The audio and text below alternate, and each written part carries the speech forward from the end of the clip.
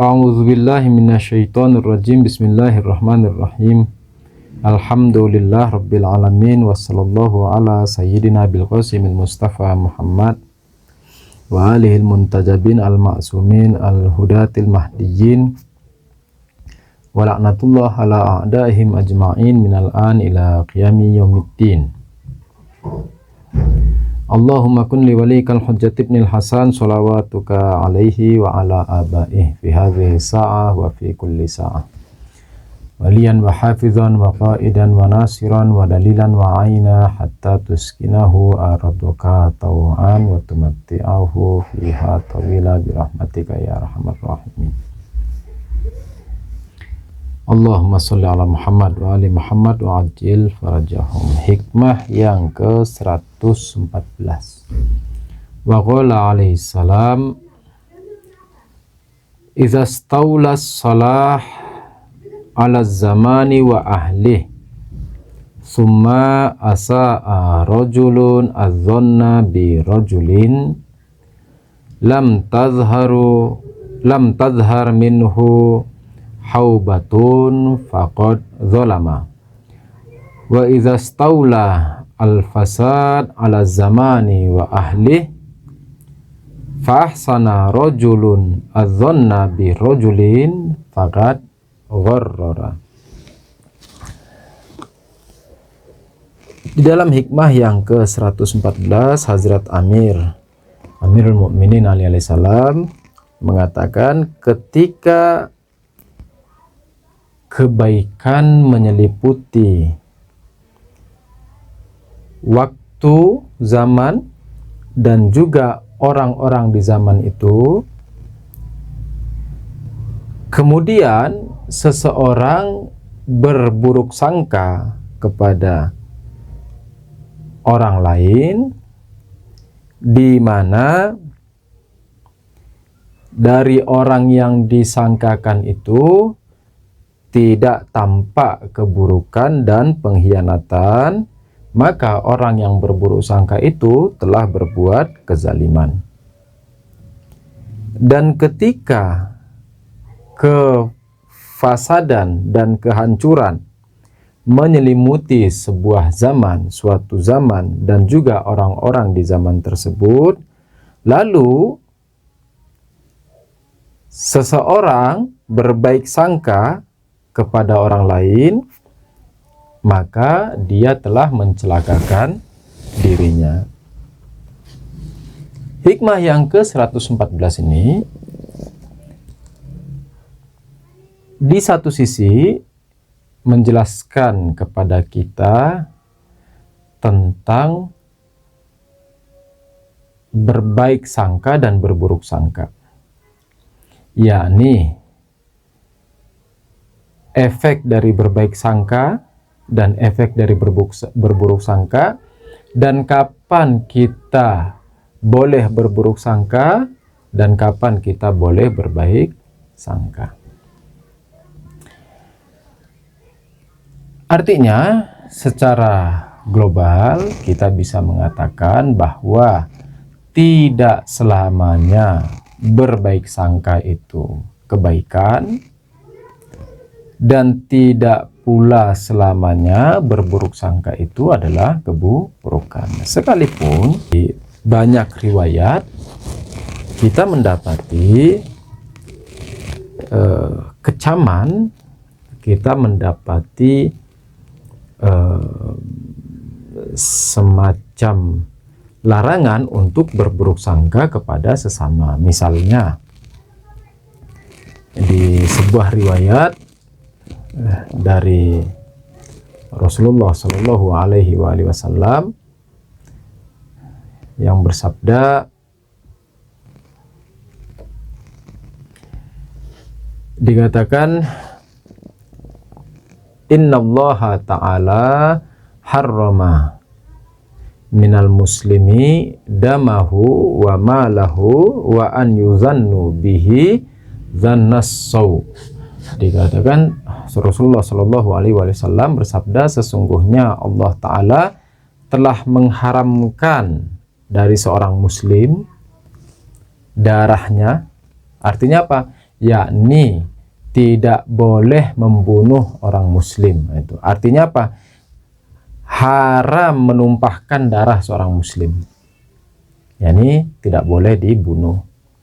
Yang kedua, wa malahu, yakni Allah juga mengharamkan kita mengambil harta orang muslim, yakni harta orang muslim itu tidak boleh dirampas. Dari sini kita bisa mendapati bahwa harta orang kafir yang harbi, karena kafir itu kan ada dua, ada kafir zimmi dan ada kafir harbi. Kafir harbi yakni orang-orang kafir yang memerangi umat muslim, yang menentang secara kemiliteran, secara pemerintahan kepada umat muslim, seperti yang dilakukan oleh Israel saat ini. Itu kafir harbi namanya. Namun kafir zimmi adalah orang-orang kafir yang dia tinggal di dalam negara muslim, sebagaimana orang-orang Kristen, Nasrani, Yahudi yang ada di negara Iran. Nah, mereka itu disebut dengan kafir zimmi. Nah, kafir zimmi ini juga tidak boleh diambil hartanya, tidak boleh juga dibunuh dengan semena-mena. Kenapa? Karena mereka dalam lindungan otoritas negara Islam. Tetapi kafir harbi, maka itu bisa diambil hartanya. Ya, sekali lagi kita kembali dikatakan innallaha ta'ala harrama minal muslimi damahu. Yani kita tidak boleh membunuh umat muslim. Wa malahu, kita juga tidak boleh mengambil harta orang muslim.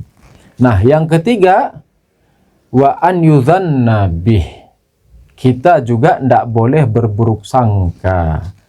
Dikatakan wa zannas sau, yani tidak boleh berburuk sangka kepada umat muslim. Ini kalau kita hanya melihat riwayat ini, seakan-akan bahwa kalau gitu selamanya kita tidak boleh berburuk sangka kepada muslim, kan begitu.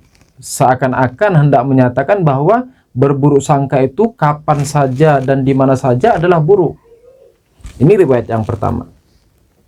Riwayat yang kedua dikatakan dari Hazrat Amir alaihissalam, dikatakan itrahu su'adzan, jauhilah dan tinggalkanlah berburuk sangka bainakum, di antara kalian. Fa innallaha azza wajal naha an dzalik, karena Allah taala telah melarang dari perbuatan tersebut. Riwayat ini juga secara zahir, secara global, kalau kita hanya melihat demikian saja, maka kita akan mengira bahwa berburuk sangka selamanya adalah keburukan. Kapan saja kita berburuk sangka, maka itu buruk. Kan demikian. Dua riwayat tadi itu seakan-akan menggambarkan bahwa kita tidak boleh berburuk sangka. Namun, di dalam hikmah yang ke-114 ini, justru hendak menyampaikan kepada kita bahwa terkadang justru berburuk sangka itu adalah justru berbaik sangka itu di masa yang tidak tepat adalah keburukan. Artinya apa? Artinya kita harus berburuk sangka di situ. Bukan maksudnya berburuk sangka, tetapi maksudnya kita harus berhati-hati. Misalnya di riwayat dari Imam Hadi alaihissalam. Imam Hadi alaihissalam bersabda, "Idza kana zamanul jawri fihi aghlaba minal adli falaysa li ahadin an yadhunna bi ahadin khairan hatta yabdu dzalika anhu." Imam Hadi alaihissalam mengatakan, ketika suatu zaman, dan zaman itu adalah zaman keburukan, yakni zamanul jawr, zaman keburukan, zaman kehancuran, zaman yang penuh fitnah, fihi aglab minal adli, ketika keburukan dan kehancuran dan kezaliman itu lebih besar dan menyelimuti di zaman itu daripada keadilan. Artinya kita susah mencari kebaikan dan keadilan di zaman itu. Dikatakan falaisa li ahadin, maka setiap orang itu jangan berbaik sangka hingga tampak kebaikan darinya. Artinya apa? Kita justru dilarang berbaik sangka kepada orang lain. Tapi kapan? Di zaman ketika dunia itu tidak baik-baik saja. Nah, riwayat ini dari dua model riwayat ini. Tadi riwayat yang mengatakan seakan-akan berburuk sangka itu adalah mutlak keburukan. Namun di kelompok yang kedua ada riwayat yang mengatakan justru dalam suatu kondisi kita tidak boleh berbaik sangka. Kan begitu. Nah, seakan-akan dari sini kita bisa mendapati bahwa berbaik sangka dan berburuk sangka itu tidak bersifat mutlak, yakni tidak selamanya berbaik sangka itu baik dan tidak selamanya berburuk sangka itu buruk.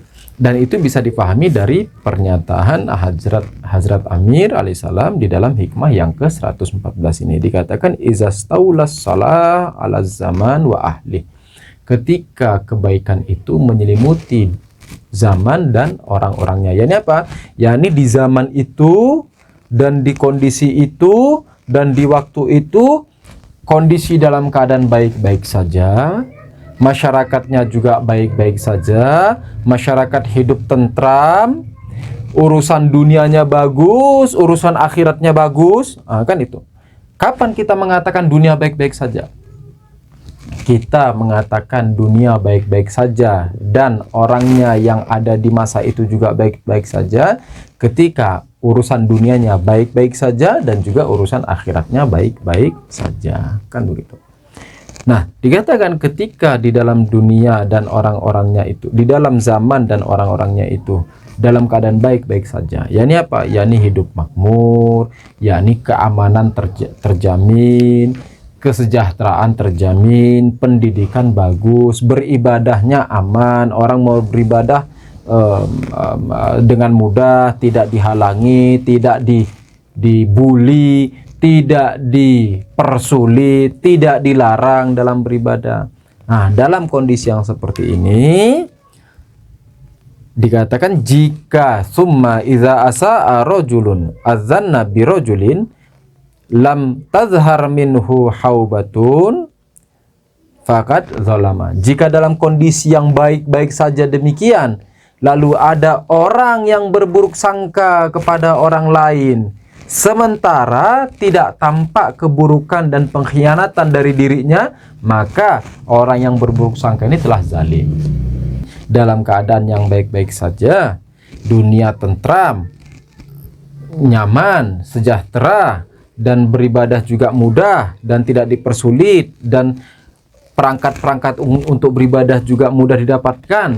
Jika dalam kondisi yang demikian, yakni dunia dan akhiratnya baik-baik saja di masa itu, lalu kita berburuk sangka kepada orang lain, di mana, ini garis pentingnya nih, yang harus digarisbawahi, di mana orang yang kita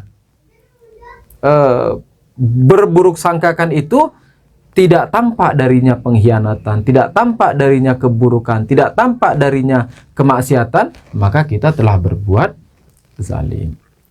Yang menjadi pertanyaan, lalu bagaimana jika dari orang tersebut tampak keburukan? Kan begitu.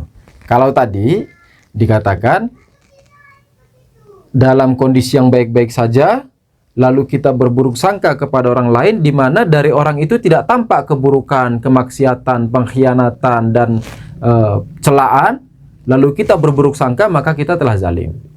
Yang menjadi pertanyaan, bagaimana jika kondisinya baik-baik saja, dunia baik-baik saja, orangnya juga baik-baik saja, yakni kesehatan, keamanan, untuk beribadah semua terjaga, terjamin, lalu ada orang yang berbuat buruk. Ada orang yang tampak darinya kemaksiatan, kejahatan, pengkhianatan.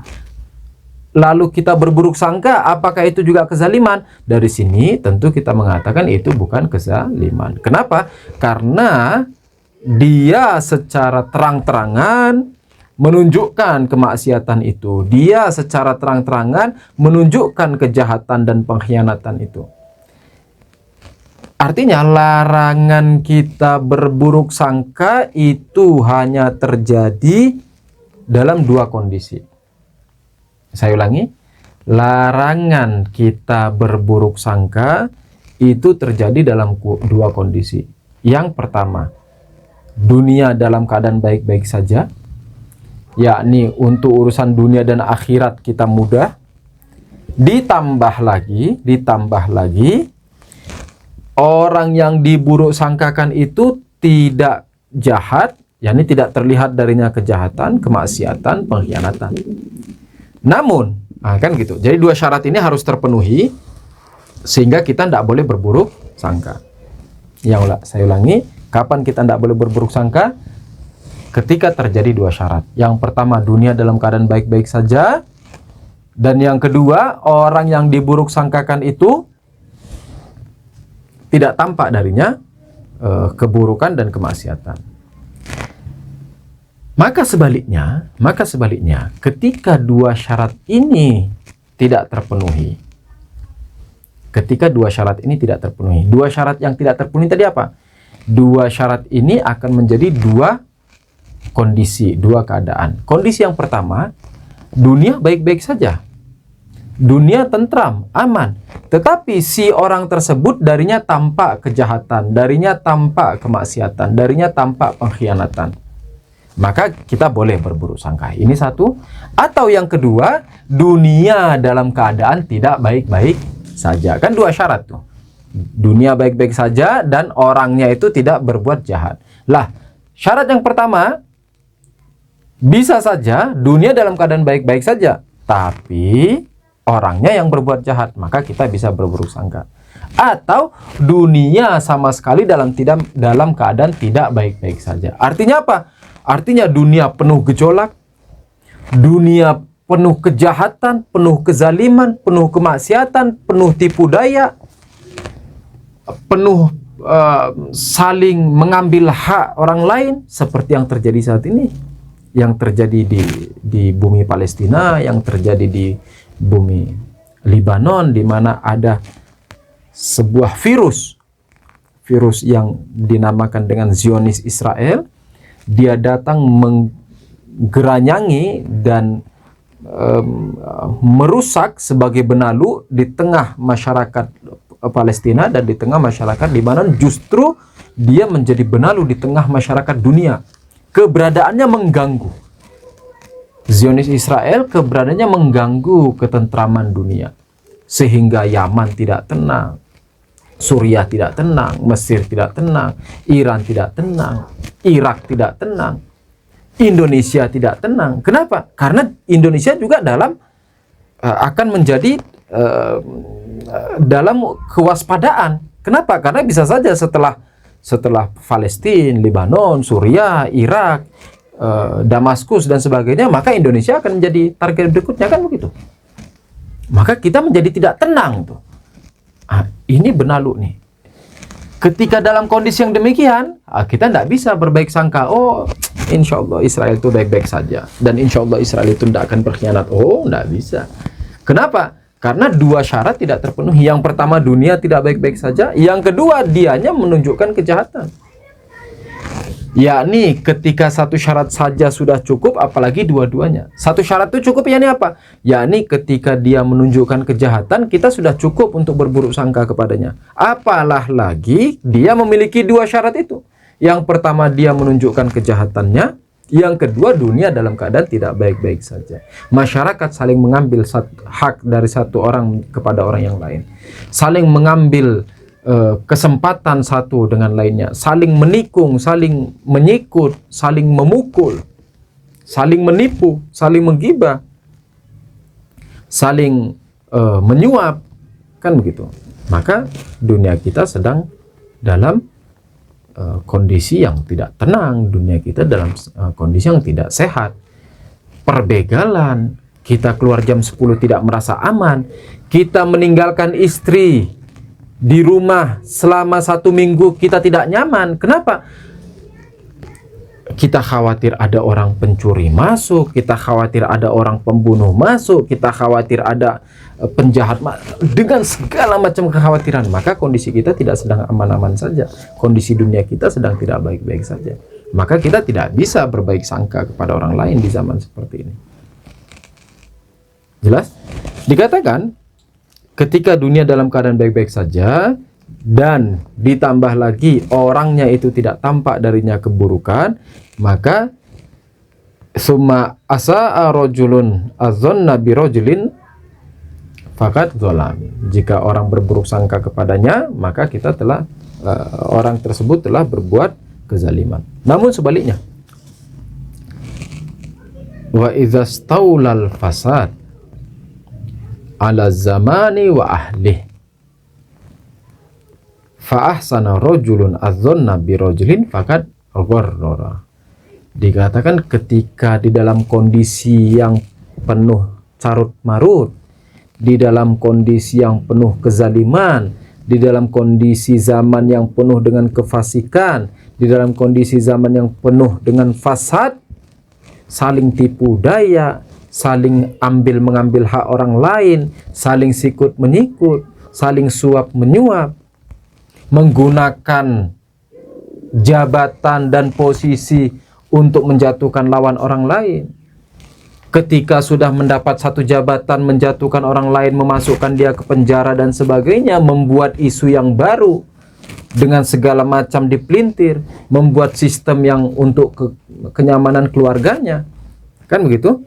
Dalam kondisi yang demikian, kalau dikatakan fa'ahsana rajulun azzanna bi rajulin faqad gharrara. Jika orang berbaik sangka dalam kondisi yang demikian, maka dia sedang mencelakai dirinya.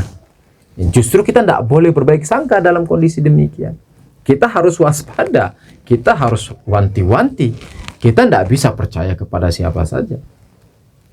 Kita tidak bisa dengan mudah, oh iya insya Allah baik, oh tidak bisa. Dunia sedang dunia tipu-tipu, dunia sedang dunia bukan hitam putih, bukan. Tetapi dunia yang tidak ada garis pembeda hitam dan putih. Dunia penuh dengan kemunafikan, dunia penuh dengan kehancuran. Gimana kita terus bisa percaya kepada orang lain? Sehingga dikatakan ketika kita berbaik sangka di dalam dunia yang seperti itu, kita justru sedang menzalimi diri kita. Dan ini tampak jelas ketika kita meninjaunya dari sisi mukawamah. Kita melihat pada saat Iran melakukan revolusi Islam Iran di tahun 1979 itu, betapa banyaknya para tokoh-tokoh Iran ini yang diteror dan syahid hanya karena kurang mendeteksi kemunafikan.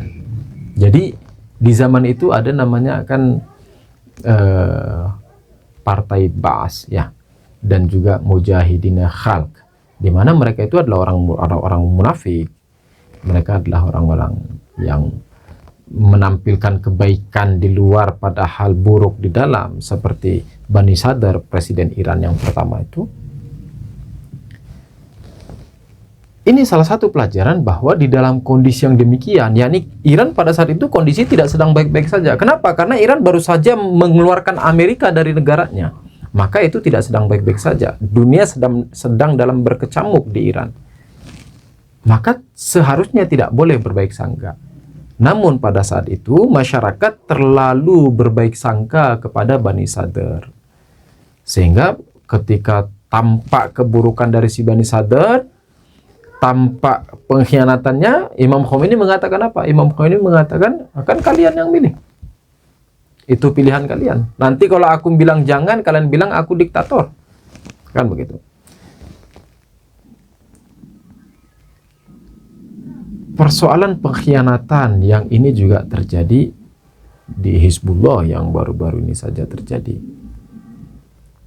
Juga di Hamas, di mana ada orang-orang dalam yang berkhianat. Dan juga hampir di semua perjuangan selalu ada orang yang menjual dirinya demi kenikmatan dunia. Begitu juga yang terjadi di zaman Imam Hasan al-Mujtaba alaihissalam ketika hendak berperang dengan Muawiyah pada saat itu laknatullah alaih,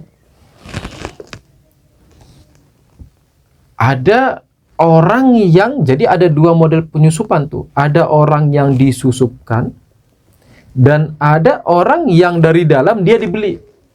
Sehingga pada saat pagi Imam Hasan alaihissalam itu mau mengecek pasukannya, pasukannya sudah pada lari. Kenapa? Karena sudah dibeli dengan uang.